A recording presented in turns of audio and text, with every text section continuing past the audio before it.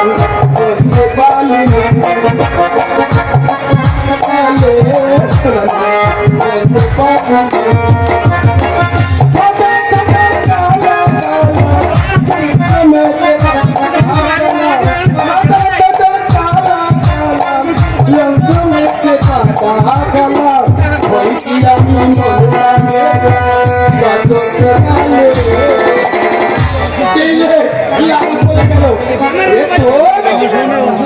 তোর বিদ্যাল বলি বেড়াতে কি দিলি না